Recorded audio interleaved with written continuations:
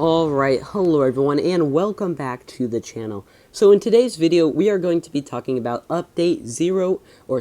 Update 8.0 is probably the best update, sorry about that, that we have had in a long time. This update is absolutely amazing in my opinion. There are lots of great features coming to the game that we've wanted for a long time, and of course a whole new tech tree line and some pretty decent and interesting balancing changes as well coming to the game. So we're just going to be going over kind of a full review of the update here as we're giving us pit the thing out here. It does come tomorrow, June 8th.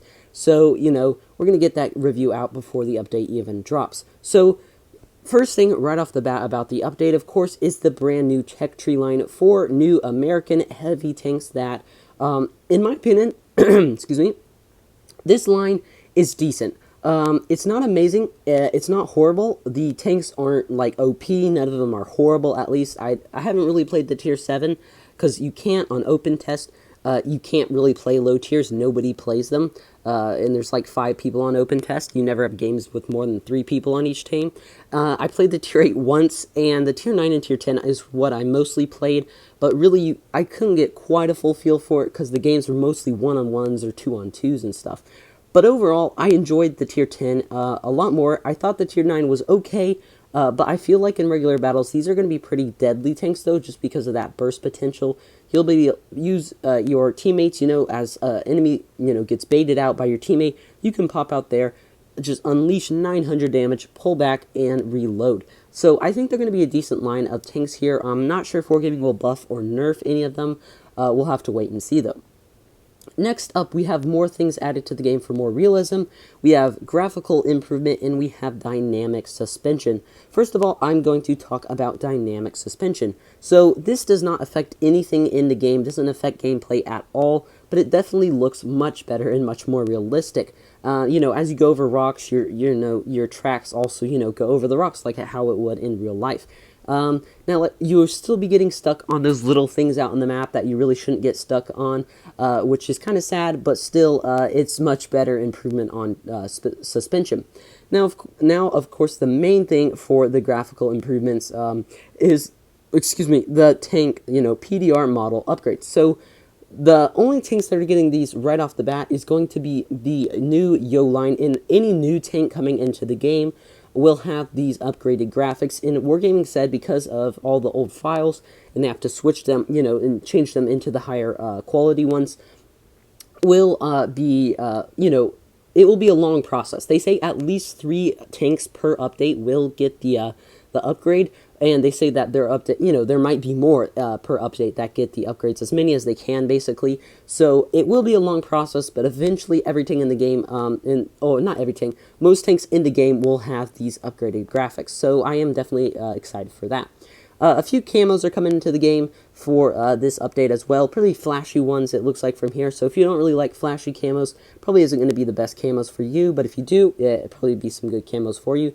The legendary camo for the TVP as well is back in the camo, you know, slot on your tank. You'll be able to buy it again. It's an okay camo. I think it looks decent, but it's just a little, you know, I'd prefer a more historical camo on the TVP. And before we get to the balance changes, there is one thing I want to talk about before then, and that will be in this update. That is, of course, going to be the events this update for the World of Tanks birthday. There will be, they say, 3 events, 3 different types kind of events. There's going to be one that can get you a, it's an easy event that you really just have to play to get this. It's like a PZ4G kind of a lookalike. I think it has side skirts. I'm not sure if the statistics are different or not from the regular one, but that will be really easy to get.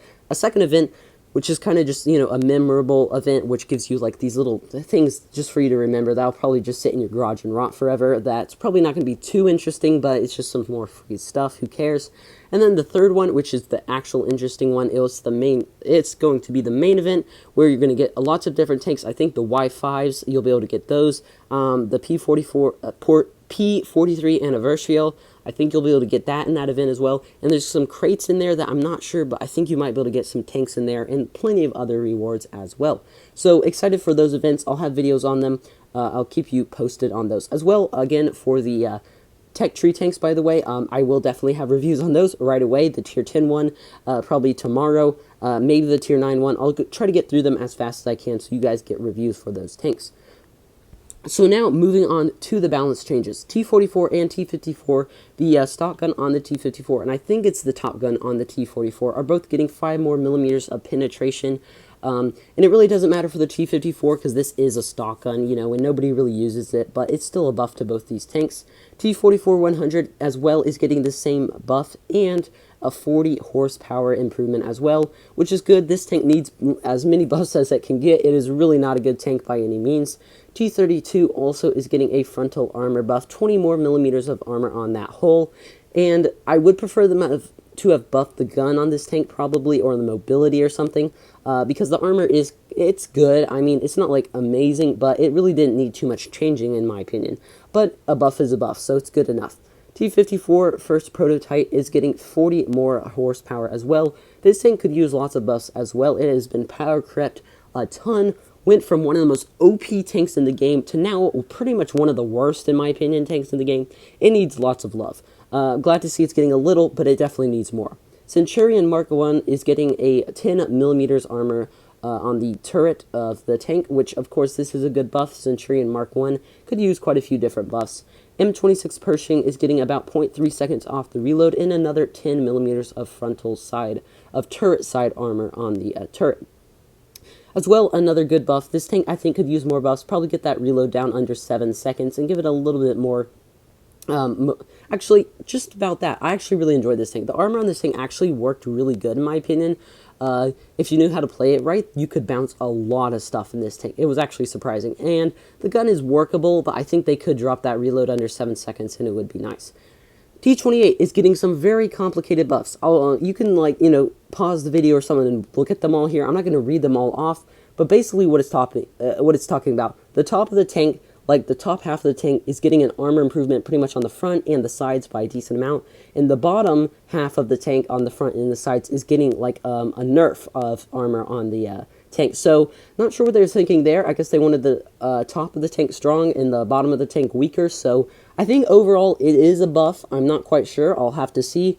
But it's quite an interesting change to the T-28 there. It's very complicated. T-25-2 is getting a reload buff by 0.2 seconds. Honestly, this tank I don't think needed a buff. When I played it, one of my favorite tanks that I grinded through, I absolutely loved this tank. And glad to see it's getting a buff, because give it as many buffs as you want, but I don't really think it needed one. Churchill Gun Carrier is getting another 12 millimeters of armor on the upper glacis, and the cabin armor is getting another 20 millimeters as well. Again, a very good buff here. Churchill Gun Carrier is basically just a moving target. It is just this massive thing that you can pin in every direction.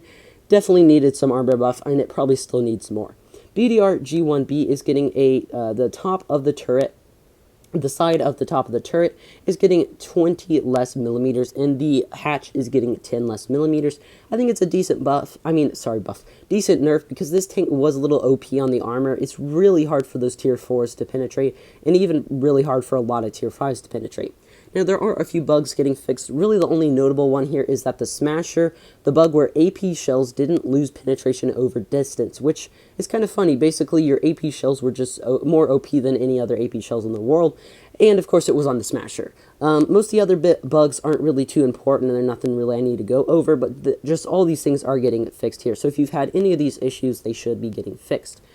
So, that's the update, everyone. Pretty much everything in the update here. Hope you guys enjoyed the video. I think this is going to be a pretty amazing update, and definitely excited for it to drop tomorrow and to check out all the new things. Hope you guys enjoyed the video, and I'll see you in the next one. Bye.